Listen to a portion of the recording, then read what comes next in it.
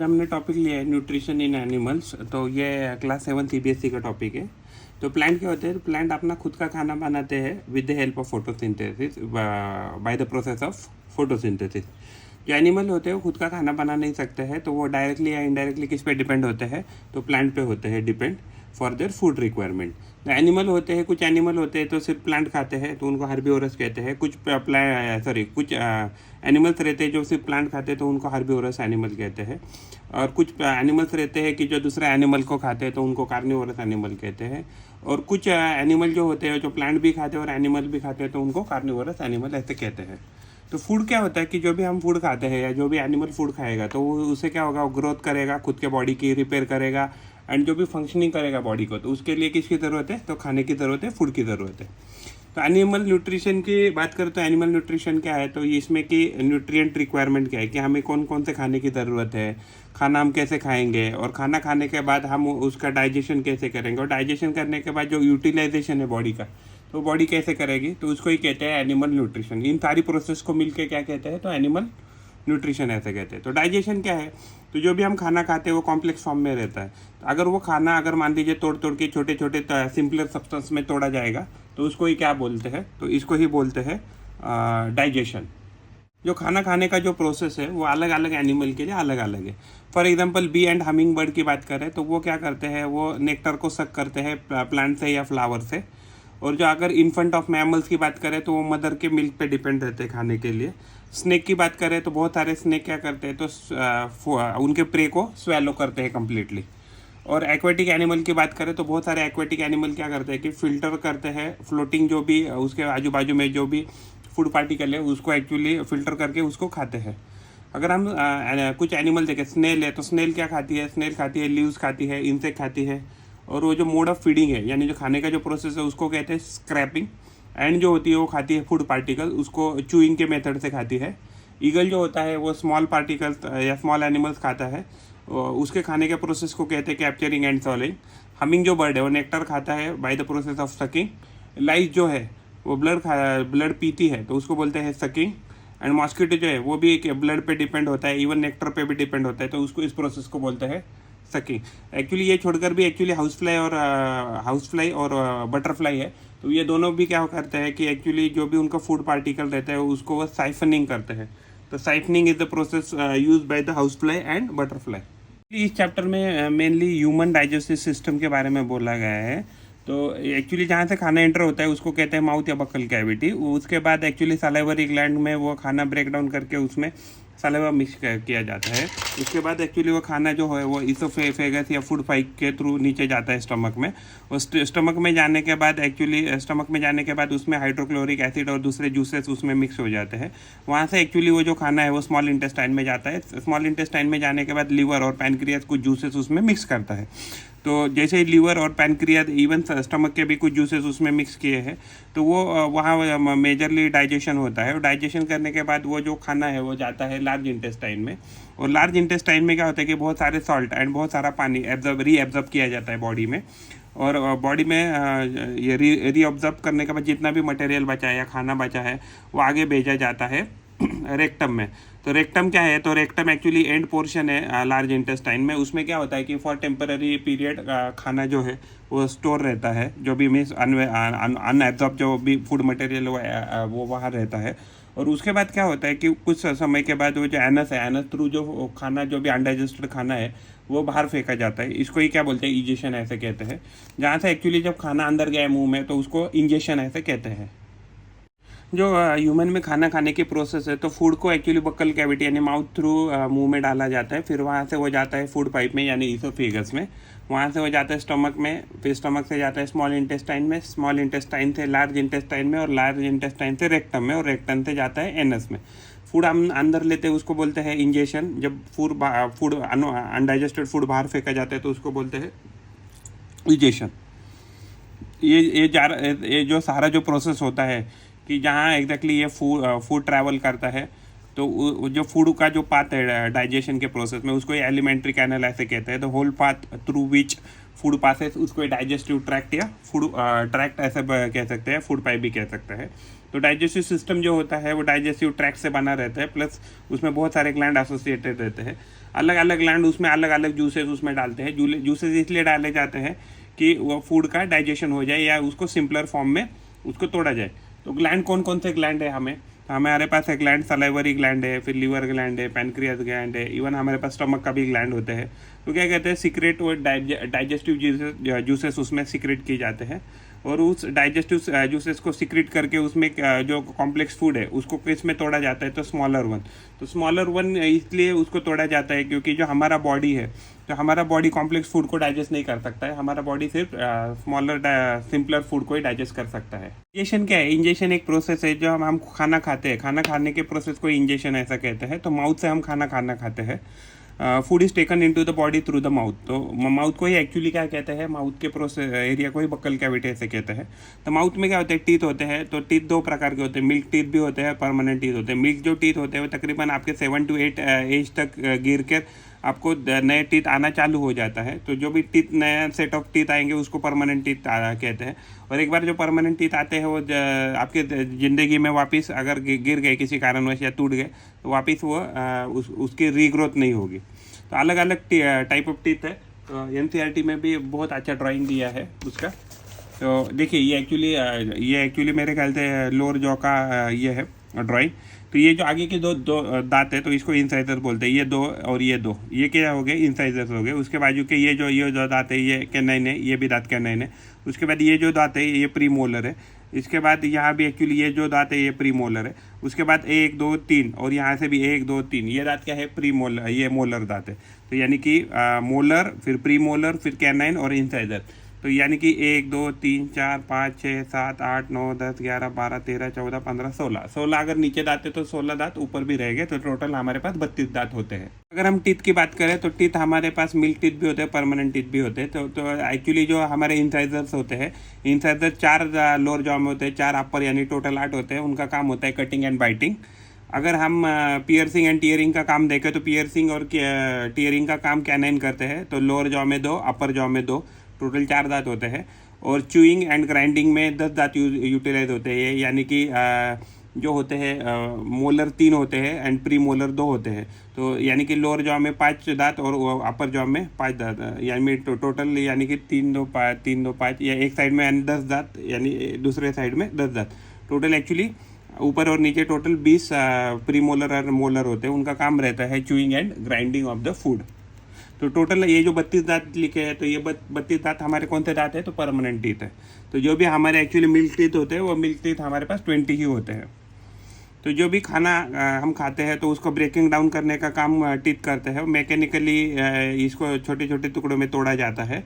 और जो कोई टूथ, एवरी टूथ है, जो एवरी टूथ क्या है तो वो एक सेपरेट सॉकेट में फिक्स होता है गम में। तो यानी कि एवरी टूथ के पास खुद का एक सॉकेट होता है गम में। अगर हम टीथ की बात करें तो हमारे पास 4 प्रकार के टीथ होते हैं ह्यूमन में, incisors, canine, premolar and molar.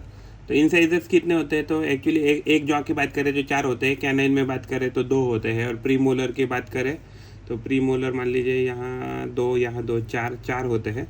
And यहाँ एक्चुअली ये कितने होते हैं, तो ये 6 होते हैं।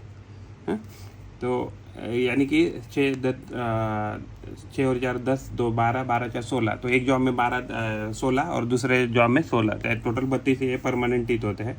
अगर टूथ डीके की बात करें तो हमारे माउथ में क्या होता है कि बहुत सारे बैक्टीरिया होते हैं, वो जनरली हमें हार्म नहीं करते। लेकिन अगर हमने मान लीजिए हमारा जो मुंह जो है अगर कंटिन्यूसली धोया नहीं या उसको हमने फ्लॉस नहीं किया तो क्या हो सकता है, उसमें जो भी एक्चुअली शुगर है तो शुगर को डाइजेस्ट किया जाता है बैक्टीरिया द्वारा। और क्या होता है कि वो डाइजेस्ट करने के लिए वो बैक्टीरिया क्या करते हैं, एसिड रिलीज करते हैं। और एसिड रिलीज करने से क्या होता है, जो हमारा टीथ है उसको ये क्या बोलते हैं, इंजरी होती है, उसको हम क्या कहते हैं, तो टूथ डीके ऐसे कहते हैं।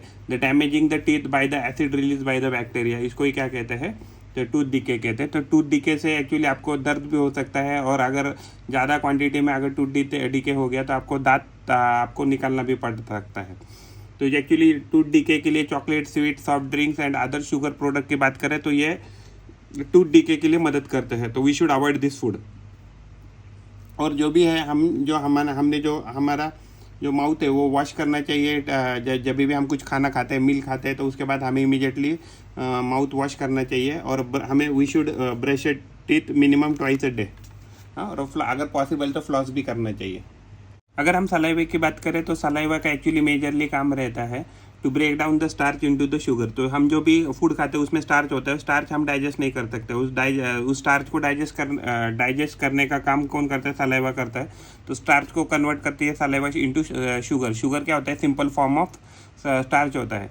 तो जो टंग होता है, टंग का काम होता है टॉक करना और प्लस उसमें मिक्स करना saliva during the chewing and helps in swelling the food, यानी कि खाने को निगलने का भी काम करने का और सलाइवा को मिक्स करने का फूड के साथ और टेस्ट करने का फूड को। उसके ऊपर क्या होता है कि टंग के ऊपर टेस्ट बड होती है, उससे हम खाने को टेस्ट कर सकते हैं। फूड पाइप क्या होता है? तो उसको ईसोफेगस ऐसे कहते हैं। तो जो भी हमने खाना निकाला है या स्वेलो किया है तो वो कहाँ होता है? बकल कैविटी से थ्रू स्टमक की तरफ जाता है, तो इसको ही फूड पाइप या ईसोफेगस ऐसा कहते हैं। तो जैसे ही खाना स्टमक में पहुंच जाता है, तो स्टमक क्या है? एक थिक वर्ल्ड बैग है, जे शेप उसका शेप जे अल्फ़ाबेट की तरह होता है। ये widest part of alimentary canal होता है। ये एक्चुअली फूड रिसीव करता है ईसोफेगस से और ओपन होता है, उसका दूसरा एंड ओपन होता है स्मॉल इंटेस्टाइन में।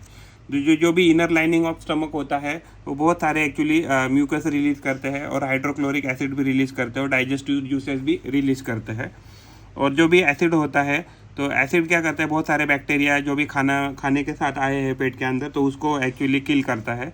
और जो एसिड होता है उसकी वजह से डाइजेस्टिव जूसेस प्रॉपरली फंक्शन करते हैं। और डाइजेस्टिव जूसेस जो होती है उसको ब्रेक डाउन डाइजेस्टिव जूसेस जो होते हैं वो ब्रेक डाउन करते हैं अलग अलग कॉम्प्लेक्स फूड मटेरियल को, स्पेशली प्रोटीन को, इनटू सिंपलर फॉर्म। जो स्मॉल इंटेस्टाइन होती है वो हाईली कॉइल्ड होती है, उसकी लंबाई लेंथ लगभग 7.5 मीटर्स लंबी होती है। वो एक्चुअली वो रिसीव करती है secretion from liver and pancreas. तो पैनक्रियाज और लिवर के द्वारा उसमें क्या होता है कि डाइजेस्टिव जूसेस छोड़े जाते हैं और एक्चुअली इसके जो वॉल होते हैं उसके वॉल भी क्या करते हैं? अलग अलग जूसेस सिक्रेट करती है।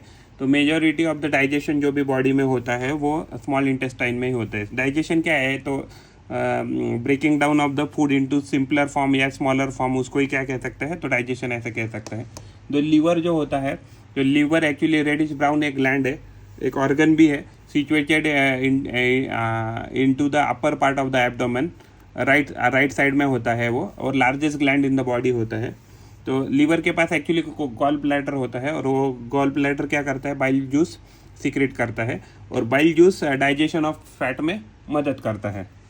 पैनक्रियाज की बात करें तो पैनक्रियाज एक लार्ज क्रीम कलर का ग्लैंड है located just below the stomach के हल्का सा नीचे से होता है and helps to digest the carbohydrate. तो एक्चुअली पैनक्रियाज से जो भी जूसेस आते हैं वो मदद करते हैं digestion of the carbohydrate, fat and proteins. अगर हम कार्बोहाइड्रेट की बात करें तो कार्बोहाइड्रेट जो बॉडी होता है, तो बॉडी जो होता है कार्बोहाइड्रेट को सिंपल शुगर में तोड़ता है, उसको हम ग्लूकोज कहते हैं। और एक्चुअली मीन्स कार्बोहाइड्रेट को ग्लूकोज में तोड़ा जाता है डाइजेशन प्रोसेस में। फैट जो होता है, फैट को तोड़ा जाता है फैटी एसिड एंड ग्लिसरॉल में, एंड प्रोटीन को तोड़ा जाता है अमीनो एसिड में। अगर हम एब्जॉर्प्शन की बात करें तो passing of the digested food into the blood vessel in the wall of intestine, तो ये काम कौन करता है? तो स्मॉल इंटेस्टाइन करती है। It is done with the help of villi. Villi क्या है? फिंगर लाइक आउटग्रोथ या प्रोजेक्शन है on the inner lining of the small intestine. तो ये क्या होता है कि जो भी डाइजेस्टेड किया हुआ फूड है तो एब्जॉर्ब किया जाता है और कहाँ भेजा जाता है? तो ब्लड वेसल में भेजा जाता है। दो absorption of the food into the blood vessel, इसको ही हम एब्जॉर्प्शन ऐसे कह सकते हैं। फूड मटेरियल को किया जाता है, फूड डाइजेस्टेड फूड मटेरियल को ब्लड वेसल में छोड़ने को ही एब्जॉर्प्शन ऐसे कहते हैं। विलाई क्या है? विलाई का काम होता है to increase the surface area for the absorption of digested food. तो उसका सरफेस एरिया इंक्रीज करने का काम मेजरली विलाई का होता है, उससे ज़्यादा से ज़्यादा एब्जॉर्प्शन हो। The absorb digested food transported by the blood vessel, फिर वो वहाँ से एक्चुअली जो भी एब्जॉर्ब किया हुआ फूड है वो कहाँ भेजा जाएगा? तो ब्लड वेसल द्वारा हर एक ऑर्गन में या हर एक टिश्यू या हर एक सेल में बॉडी में भेजा जाता है, जिससे कि आगे जाके माइटोकॉन्ड्रिया उसको यूटिलाइज करके एनर्जी प्रोड्यूस कर दे, या अदरवाइज सेल भी जो है वो ग्लाइकोलिसिस का प्रोसेस करके उसमें से एनर्जी प्रोड्यूस कर ले। जो भी हमने खाना खाया है और डाइजेस्ट हो गया, वो डाइजेस्टेड फूड को क्या किया जाता है? हर एक सेल में भेजा जाता है, और हर एक सेल में क्या होता है कि उससे कॉम्प्लेक्स सब्सटेंस बनाए जाते हैं। उन कॉम्प्लेक्स सब्सटेंस को ही हम क्या कहते हैं? इस प्रोसेस को ही हम एसिमिलेशन कहते हैं। तो कॉम्प्लेक्स सब्सटेंस कौन से बनते हैं? तो ग्लाइकोप्रोटीन बनते हैं, फिर अलग अलग प्रोटीन बनते हैं, और फिर एक्चुअली लिपिड प्रोटीन भी बनते हैं। तो अलग अलग कॉम्प्लेक्स सब्सटेंसेस बनते हैं जो बॉडी की रिक्वायरमेंट होती है। ग्लूकोज जो होता है तो उसको ऑक्सीजन के साथ उसका ऑक्सीडेशन किया जाता है सेल में, फिर उसमें से कार्बन डाइऑक्साइड रिलीज होता है प्लस वाटर भी रिलीज होता है, उसमें बहुत सारा एनर्जी यूज़ होता है, रिलीज होता है। जो भी एनर्जी रिलीज होता है यही हमारा बॉडी यूज़ करता है एज अ एनर्जी सोर्स, और उससे हम बहुत सारे काम करते हैं। अगर हम लार्ज इंटेस्टाइन की बात करें तो लार्ज इंटेस्टाइन में जो भी स्मॉल इंटेस्टाइन में अनडाइजेस्टेड फूड रह गया है या अनडाइजेस्टेड फूड रह गया है तो आगे भेजा जाता है लार्ज इंटेस्टाइन में, और फिर undigested unabsorbed food enters into the large intestine from small intestine. तो ये एक्चुअली वाइडर भी होता है और शॉर्टर होता है दैन द स्मॉल इंटेस्टाइन, और इसकी जो लेंथ होती है लगभग 1.5 मीटर लंबाई होती है, लेंथ होती है। इसका फंक्शन होता है large intestine to function to majorly absorb water and some salt. तो वाटर को एब्जॉर्ब करना, सॉल्ट को एब्जॉर्ब करना फ्रॉम द अनडाइजेस्टेड जो भी फूड मटेरियल है उससे। उसके बाद मान लीजिए लार्ज इंटेस्टाइन से भी कुछ मटेरियल है कि जो अनएब्जॉर्ब रह गया, तो वो रिमेनिंग वेस्ट मटेरियल कहाँ भेजा जाएगा, तो रेक्टम में भेजा जाएगा। Rectum is the last portion of the large intestine. तो एक्चुअली ये एक इंटेरियम पैसेज है कि जहाँ एग्जैक्टली जो भी अनडाइजेस्टेड फूड है उसको स्टोर किया जाता है। It's a bag like structure, और वो वहाँ जो फूड है अनडाइजेस्टेड फूड वो सेमी सॉलिड फेसेस में या फिकल मैटर में एक्चुअली अवेलेबल रहता है फॉर टेम्पररी पीरियड। और इजेशन क्या है कि जो भी रिमूवल है फिकल मैटर का through the anus from time to time, तो इसको ही हम क्या बोलते हैं, इजेशन। यानी कि बॉडी के बाहर जो भी अनवांटेड जो फूड है या अनडाइजेस्टेड फूड है उसको फेंकने का प्रोसेस को ही क्या कहते हैं, तो इजेशन ऐसा कहते हैं। तो अगर हम डाइजेशन की बात करें तो डाइजेशन इन अ ग्रास ईटिंग एनिमल, तो जो ग्रास ईटिंग एनिमल रहता है तो उनमें क्या होता है कि स्पेशल एक सिस्टम रहता है जिसको रूमेन ऐसे कहते हैं। Part of a stomach where animal store swallowed quickly eaten grass. जो भी उन्होंने पत्ते खाए हैं, प्लांट खाया है या जो भी कुछ प्लांट रिलेटेड जो भी चीज़ें खाई है वो टेम्परेरी पीरियड के लिए रखी जाती है रूमेन में। और एक्चुअली वहाँ क्या होता है, रूमेन वो हल्का सा मीन्स थोड़ा सा पार्टली डाइजेस्ट होता है, तो उस जो भी पार्टली डाइजेस्टेड जो फूड है उसको ही कड़ कहा जाता है। जो रूमिनेटिंग एनिमल होते हैं तो वो क्या होता है कि जब भी रिलैक्स पोजीशन में बैठते हैं तो वो कड़ क्या होता है कि पार्टली डाइजेस्टेड जो फूड है वो रिटर्न करता है माउथ में, और वो क्या करते हैं in the form of lumps या छोटे छोटे टुकड़ों में वापस मुंह में आता है, माउथ में आता है। और वो ये जो रूमिनेटिंग एनिमल है ये क्या करते हैं, वापस इसको च्यूइंग करना चालू करते हैं। तो ये जो प्रोसेस जिसमें क्या होता है कि रूमेन से कड़ और कड़ से वापस माउथ में ये जाके वापस च्यूइंग होता है, इस प्रोसेस को रूमिनेशन कहते हैं। और ये जो भी प्रोसेस जो एनिमल दिखाते हैं इनको ही रूमिनेटिंग एनिमल या रूमिनेंट्स ऐसे कहते हैं। तो ये एनसीईआरटी में एक्चुअली ये ग्राफ ये डायग्राम दिखाया है। तो ये रूमिनेटिंग एनिमल है, कैटल या काऊ बफेलो कह सकते हैं। तो ये क्या होता है कि इसमें ईसोफेगस होता है। ईसोफेगस के बाद ये जो लास्ट पोर्शन है ये हो गया स्मॉल इंटेस्टाइन, और इसमें जो ग्रीन कलर का दिख रहा है ये रूमेन हो गया। और इन दोनों के बीच में क्या होता है, इन दोनों के बीच में स्मॉल इंटेस्टाइन और ईसोफेगस के बीच में एक सीकम बोल के एक बॉडी पार्ट होता है जो डाइजेशन में मदद करता है। उसके बाद लार्ज इंटेस्टाइन दिखाया है, फिर उसके बाद स्टमक दिखाया है, और उसके बाद अगर प्लांट की बात करें तो प्लांट में मेजरली सेल्यूलोज अवेलेबल रहते हैं। और सेल्यूलोज ये highly complex form of sugar होता है कि जिसको कोई भी एनिमल इसको डाइजेस्ट नहीं कर सकता है।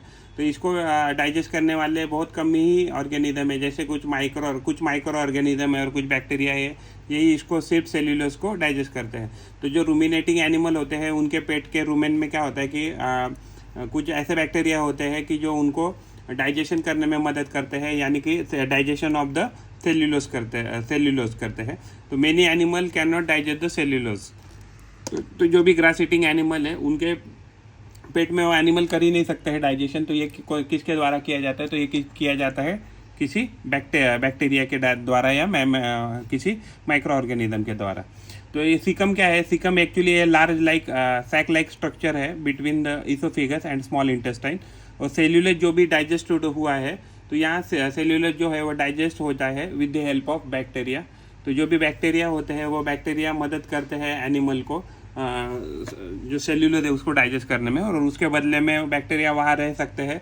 और वो जो भी एनिमल है तो एनिमल वहाँ से उनको क्या करते हैं, तो खाना न्यूट्रिशन प्रोवाइड करते हैं। तो ये एक्चुअली सिम्बायोटिक टाइप रिलेशनशिप है। एनसीईआरटी में और एक ड्राइंग दिखाया है, अमीबा का एक ड्राइंग दिखाया है। यहाँ एक न्यूक्लियस है राउंडेड सर्कुलर स्पेरिकल शेप का। फिर उसके बाद स्यूडोपोडिया है, यानी कि उसके फॉल्स लेग है। फिर फूड पार्टिकल जो भी अंदर है कैसे अंदर जा रहा है उसके बारे में दिखाया है। फिर फूड वैक्यूल दिखाया है। फिर उसके बाद जो भी अनडाइजेस्टेड फूड है वो बाहर आता है इजेस्टेड मैटर बोल के या इजेस्टेड वेस्ट बोल के।